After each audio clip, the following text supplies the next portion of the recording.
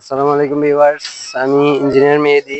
এই দেখেন আজকে এখানে ছাদের রড বাঁধা হচ্ছে, ঠিক আছে। এটাতে অনেকে কি করে, ছাদের রডের এই যে মিড স্প্যানটা আছে, মিড স্প্যানে এখানে হচ্ছে 4 ভাগের 1 ভাগ।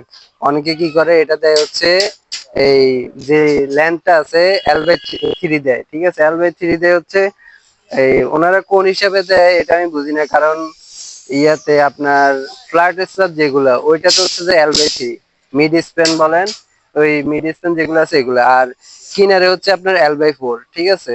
তো আপনার আর এটা হচ্ছে two way slab. Two way slab হচ্ছে 4-এর 1, ঠিক আছে। এদিকে 4-এর 1, এদিক থেকেও 4-এর 1। এটা হচ্ছে কলাম স্ট্রিপ, আর এটা হচ্ছে মিডল স্ট্রিপ, ঠিক আছে। তাইলে এটা এই পয়েন্ট থেকে এই যে কারেন্টটা আছে, এটা হচ্ছে L/4, 4 ভাগের 1 ভাগ।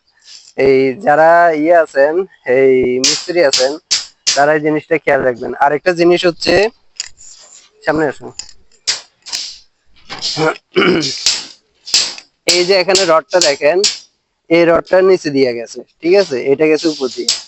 এই টু ওয়ে স্ল্যাব বলেন বা ওয়ান ওয়ে স্ল্যাব বলেন, সবগুলোতে এই যেদিকে শর্ট ডিরেকশন, ওই ওই ডিরেকশনে প্রথমে মেইন রড পড়ে। এটা শর্ট ডিরেকশনের দিকে হচ্ছে আপনার এই 10 ফুট 8 ইঞ্চি, আর এদিকে হচ্ছে আপনার 13 ফুটের মতো, ঠিক আছে।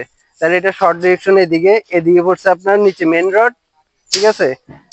তার উপরে হচ্ছে যে এটাও মেইন রড, টু ওয়ে স্ল্যাবের দুইটাই মেইন রড, ঠিক আছে। অনেকে কি করে, এই জিনিসটা খেয়াল করে না, এটা উপরে দিয়ে দেয়, এটা নিচে চলে যায়, মানে ওই হিসেবে আসতে। আবার এদিকে আসো,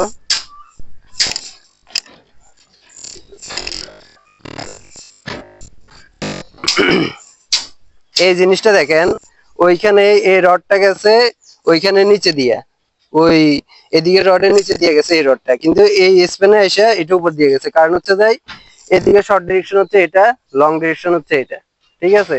আপনারা যারা এই মিস্ত্রি আছেন তারা এই জিনিসটা খেয়াল রাখবেন।